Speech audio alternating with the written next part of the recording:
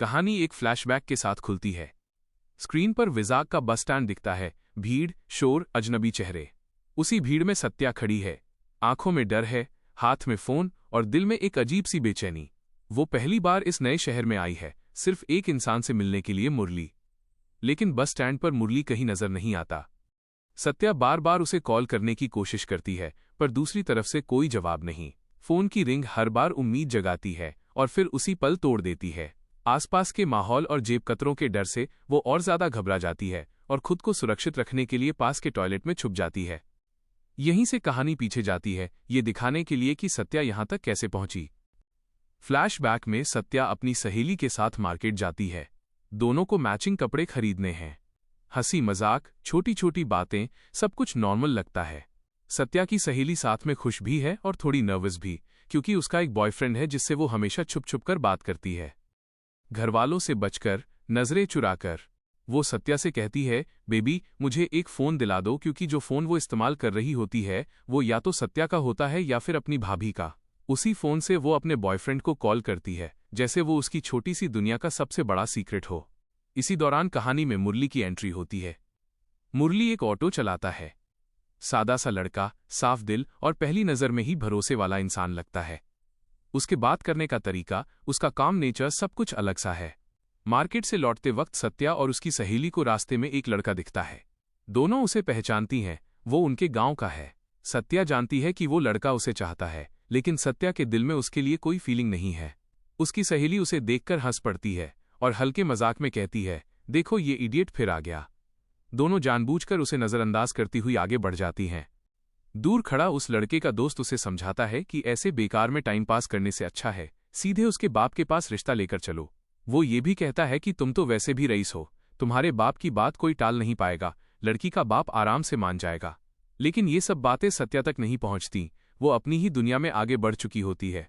जब सत्या घर पहुंचती है तो उसके पिता उसे टोकते हैं। आवाज में चिंता है, थोड़ी सख्ती भी। वो कहते हैं कि अब तुम बड़ी हो गई हो, ज्यादा बाहर घूमना ठीक नहीं है। सत्या चुपचाप सुनती है। बाहर से शांत, लेकिन अंदर कहीं कुछ चल रहा होता है। एक नई कहानी, एक नया रिश्ता और एक ऐसा रास्ता जो उसे वापस उसी बस स्टैंड तक ले जाने वाला है जहां वो डरी हुई अकेली मुरली का इंतजार कर रही होती है। इसके बाद कहानी में मुरली को थोड़ा और करीब से दिखाया जाता है। वो अभी अभी इस गांव में नया आया है, लेकिन कम समय में ही लोग उसे पसंद करने लगे हैं। देखने में एक अच्छा इंसान लगता है, सादा, शांत और हमेशा दूसरों की मदद करने वाला। ऐसा लगता है जैसे उसमें कोई कमी ही न हो। लोग उस पर भरोसा करते हैं।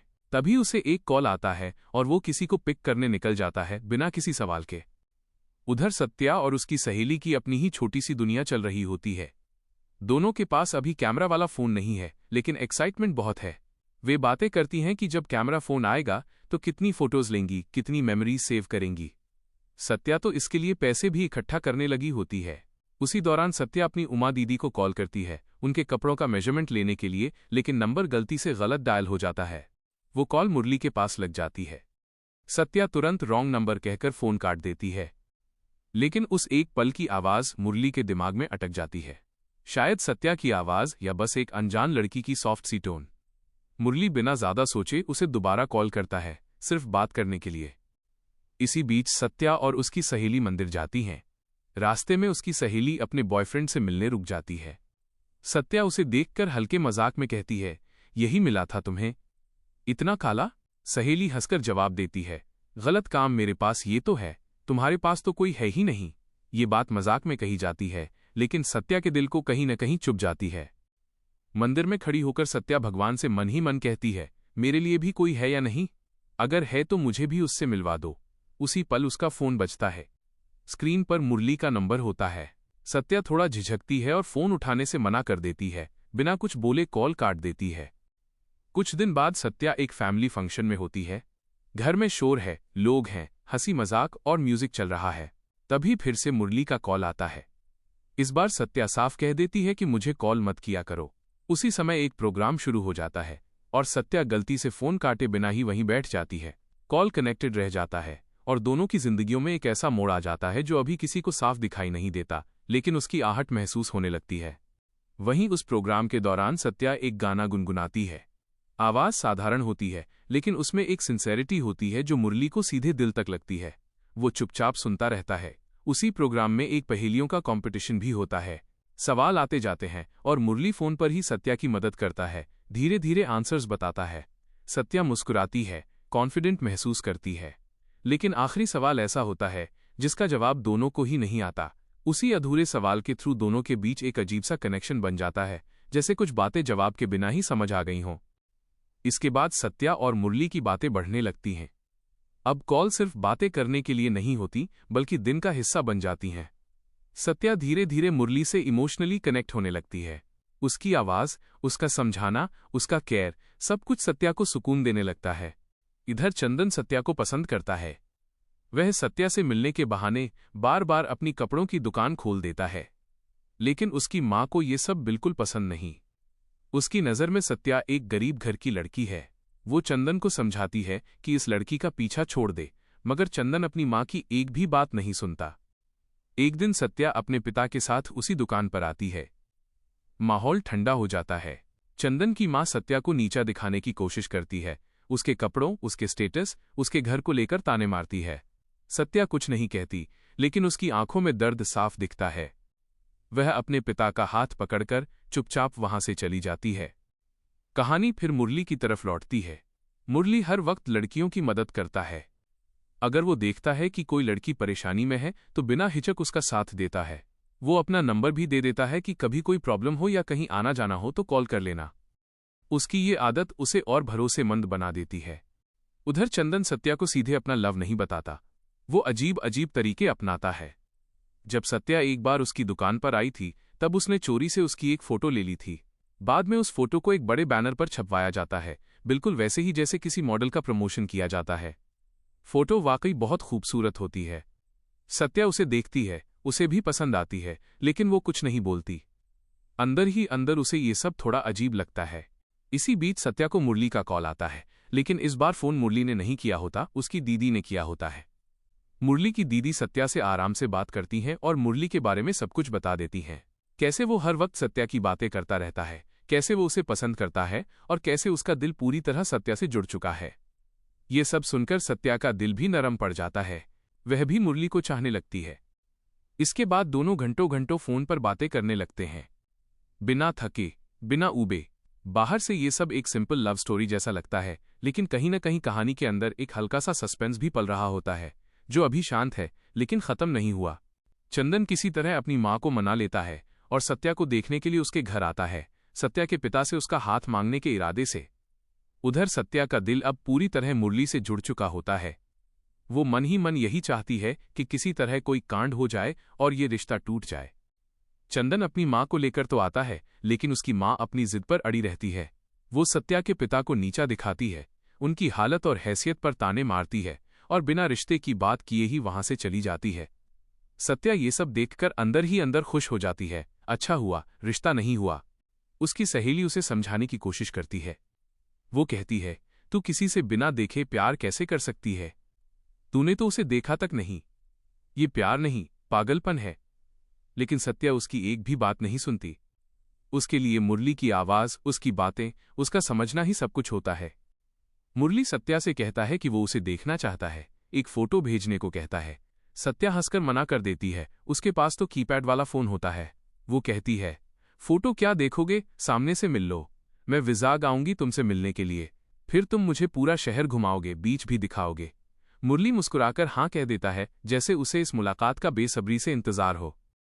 इधर चंदन अपनी मां से अपनी नाराजगी जाहिर करता है।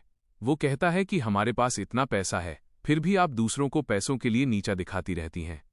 मुझे बस एक सत्या ही तो पसंद थी, आपने उसके लिए भी मना कर दिया। अब ऐसा लगता है कि मेरी जिंदगी में कुछ भी नहीं बचा जिसे देखकर मैं खुश हो सकूं। चंदन की ये बातें उसकी मां के दिल को छू जाती हैं। धीरे धीरे उसका हृदय परिवर्तन हो जाता है और वो इस रिश्ते के लिए हाँ कर देती है। जैसे ही ये बात सत्या तक पहुंचती है, वो घबरा जाती है। उसका दिल तेज तेज धड़कने लगता है। वो तुरंत मुरली को कॉल करती है और सब कुछ बता देती है कि चंदन के घर वाले अब शादी के लिए मान गए हैं। डर भरी आवाज में वो कहती है कि उसे बहुत डर लग रहा है और वो उससे मिलने विजाग आ रही है। मुरली उसे शांत करता है। वो भरोसा दिलाता है कि कोई प्रॉब्लम नहीं होगी, टेंशन मत लो। उसकी आवाज में भरोसा होता है, लेकिन कहानी अब एक ऐसे मोड़ पर आ चुकी होती है जहां हर फैसला आगे चलकर सब कुछ बदलने वाला होता है। शादी का कार्ड सभी रिश्तेदारों को देने के लिए सत्या के माता पिता 2 दिन के लिए अपने रिलेटिव्स के घर चले जाते हैं। यही मौका देखकर सत्या मुरली से मिलने का प्लान बना लेती है। दिल में डर भी है और एक्साइटमेंट भी। वो विजाग के लिए बस पकड़ लेती है बिना किसी को बताए। विजाग पहुंचते ही सत्या सबसे पहले मुरली को कॉल करती है, लेकिन कॉल नहीं लगता। बस स्टैंड की भीड़, अजनबी लोग और ऊपर से कुछ गुंडों की नजर उस पर पड़ जाती है। वे उसका पीछा करने लगते हैं। डर के मारे सत्या फिर से टॉयलेट में जाके छुप जाती है, बिल्कुल वैसे ही जैसे कहानी की शुरुआत में हुआ था। वो बार बार मुरली को कॉल करने की कोशिश करती है, मगर कॉल कनेक्ट नहीं होता। घबराहट बढ़ती जाती है। थोड़ी देर बाद वो हिम्मत करके बाहर निकलती है। इस बार कॉल लग जाता है। दूसरी तरफ से आवाज आती है। सत्या पूछती है, क्या तुम मुरली हो? सामने वाला खुद को मुरली ही बताता है। जब सत्या उसे देखती है तो उसके हाथ में मुरली का फोन होता है। इसी वजह से सत्या बिना ज्यादा सोचे उसके साथ चल पड़ती है। उस लड़के का नाम आरके होता है। इसके बाद कहानी आरके की असली दुनिया दिखाती है। आरके शराब पीता है, सिगरेट पीता है, उसके पास कोई जॉब नहीं है और वो हर किसी से लड़ता झगड़ता रहता है, बिल्कुल गुंडों की तरह। उसकी एक गर्लफ्रेंड भी होती है, लेकिन वो उससे हमेशा पैसे ऐंठता रहता है। जब लड़की पैसे देने से मना कर देती है तो वो उसकी अंगूठी तक उतरवा लेता है और उसे बेच देता है। एक दिन उसकी गर्लफ्रेंड गुस्से में कह देती है, कॉलेज में तुम ऐसे नहीं थे। अगर तुमने अपने लिए कोई जॉब नहीं ढूंढी तो फिर मुझे अपनी शक्ल मत दिखाना। उसकी बात आरके के ईगो को चुभ जाती है। वो जॉब ढूंढने निकलता है और एक जगह इंटरव्यू देने जाता है। वहां सामने वाला साफ साफ कह देता है, जॉब तो बहुत अच्छी है, लेकिन हमें खुश करना पड़ेगा। या तो 4 लाख रुपए दो या फिर किसी लड़की से मिलवा दो, काम हो जाएगा। ये सुनकर आरके गुस्से में वहां से निकल जाता है। इधर असल कहानी का एक और सच सामने आता है। मुरली का फोन किसी चोर ने चुरा लिया होता है। वही चोर आगे चलकर आरके से टकराता है और आरके उससे वो फोन छीन लेता है। उसी फोन पर सत्या का कॉल आ जाता है। इसी गलतफहमी की वजह से सत्या की मुलाकात आरके से हो जाती है, मुरली से नहीं। उधर मुरली परेशान होकर सत्या को ढूंढ रहा होता है। वो बस स्टैंड पे कंडक्टर के पास जाता है और पूछता है। कंडक्टर उसे बताता है कि सत्या नाम की एक लड़की यहां आई थी। उसी कंडक्टर के जरिए मुरली को सत्या के बारे में पता चलता है और वो उसे ढूंढने निकल पड़ता है। कहानी अब ऐसे मोड़ पर आ जाती है जहां प्यार, गलतफहमी और खतरा तीनों एक ही रास्ते पर चल रहे होते हैं और सत्या को अभी ये अंदाजा भी नहीं होता कि वो जिस इंसान के साथ है वो मुरली नहीं बल्कि कोई और है। आरके आखिरकार सत्या को सब समझाने की कोशिश करता है। वो कहता है कि वो बताने ही वाला था कि वो मुरली नहीं है। फिर वो मुरली को उसका फोन वापस देता है और बिना कुछ कहे वहां से चला जाता है। मुरली से मिलते ही सत्या को पहली बार सच में सेफ फील होता है। उसके अंदर का डर थोड़ा सा कम हो जाता है। दोनों साथ में पूरा शहर घूमते हैं। भीड़, सड़कें, समुद्र की हवा, सब कुछ सत्या को अच्छा लगने लगता है। एक शाम वे पार्क में बैठे होते हैं। तभी सत्या की नजर दूर जाती है और वो देखती है कि आरके उनका पीछा कर रहा है। वो घबराकर मुरली को बताती है। मुरली सीधे आरके से पूछता है कि हमारा पीछा क्यों कर रहे हो? बात बढ़ जाती है, आवाजें तेज हो जाती हैं और देखते ही देखते दोनों के बीच लड़ाई हो जाती है। धक्का मुक्की में सत्या के कपड़े भी खराब हो जाते हैं। सत्या डर जाती है। मुरली उसे संभालता है, उसके लिए नए कपड़े लेकर आता है और दोनों एक होटल में कमरा लेते हैं। सत्या को लगता है कि अब सब ठीक हो जाएगा, लेकिन आरके पीछा नहीं छोड़ता। वो लगातार ढूंढता रहता है कि वे दोनों कहाँ रुके हैं। कुछ देर बाद मुरली सत्या के लिए खाना लेने बाहर जाता है। तभी कमरे में एक औरत आती है। सत्या सोचती है कि शायद होटल स्टाफ होगी। वो कहती है कि अभी मुरली नहीं है, मैं उन्हें कॉल कर देती हूं। उसी वक्त बाहर मुरली को आते हुए आरके देख लेता है। आरके अपने साथी सिद्धू के साथ उसका पीछा करने लगता है। मुरली जैसे ही कमरे में पहुंचता है, वो उस औरत को बैठा देखता है। वो हैरान होकर कहता है, अरे दीदी, आप यहां कैसे? सब ठीक है ना? औरत उसे घूरते हुए कहती है, हाँ, सब ठीक है। लड़की तो बहुत सुंदर है, तुम इसे अलीगढ़ कब लेके जा रहे हो? ये सुनते ही सत्या चौंक जाती है। वह तुरंत पूछती है, अलीगढ़ क्यों? माहौल बिगड़ता देख मुरली उस औरत को बाहर ले जाता है। बाहर वो गुस्से में पूछता है कि उसके सामने ऐसी बकवास क्यों कर रही हो? औरत ठंडी आवाज में कहती है, तू मेरे फोन का जवाब क्यों नहीं दे रहा? जो पैसे ले रखे हैं याद है ना? वो अलीगढ़ का सेठ ज्यादा इंतजार नहीं करेगा, जो करना है जल्दी कर। इतना कहकर वो वहां से चली जाती है। मुरली वापस कमरे में आता है। सत्या का चेहरा बदला हुआ होता है। वो सीधा सवाल करती है, हम अलीगढ़ क्यों जाने वाले हैं? मुरली बात को संभालने की कोशिश करता है, लेकिन अब सत्या को सब कुछ गड़बड़ लगने लगता है। उसके अंदर का डर वापस आ जाता है। वो साफ कह देती है, मुझे बस स्टैंड छोड़ दो, मैं चली जाऊंगी। यहीं पर मुरली का चेहरा बदलने लगता है और इसी पल मुरली अपना असली रूप दिखा देता है। असल सच्चाई अब सामने आती है। मुरली दरअसल लड़कियों को अपने प्यार के जाल में फंसाता है और फिर उन्हें बेच देता है। मीठी बातें, भरोसे की आवाज, मदद करने का नाटक, सब एक प्लान का हिस्सा होता है। और अब सत्या उस जाल में फंस चुकी होती है। कमरे में मुरली जबरदस्ती करने की कोशिश करता है। सत्या डर के मारे खुद को बाथरूम में बंद कर लेती है। उसी वक्त आरके वहां पहुंच जाता है मुरली को ढूंढते हुए। कमरे के अंदर मुरली और आरके की जबरदस्त लड़ाई शुरू हो जाती है। बाहर सिद्धू खड़ा रहता है, पूरे कमरे की निगरानी करता हुआ। तभी वही औरत फिर से आती है और पूछती है कि क्या हो रहा है। सिद्धू उसे उसी की भाषा में सख्त अंदाज में समझाकर वहां से भगा देता है। अंदर आरके मुरली को बुरी तरह पीट देता है। मुरली अब बेबस हो चुका होता है। इसके बाद आरके सत्या को बाहर बुलाता है और किसी तरह उसे कन्विंस करता है कि अब वो सेफ है। सत्या कांप रही होती है, लेकिन आरके की आंखों में उसे झूठ नहीं दिखता। वो उसे अपने साथ ले जाता है। रास्ते में आरके सत्या को पूरी सच्चाई बताता है। वह कहता है कि जब उसे मुरली का फोन मिला था, तभी उस फोन पर उस औरत का कॉल आया था। वो पूछ रही थी, सत्या आई कि नहीं? सुंदर तो है ना? उसके अच्छे पैसे मिलेंगे ना? उसी पल आरके को सब समझ आ गया था। तभी से वो सत्या का पीछा कर रहा था, ताकि सही वक्त पर उसे बचा सके।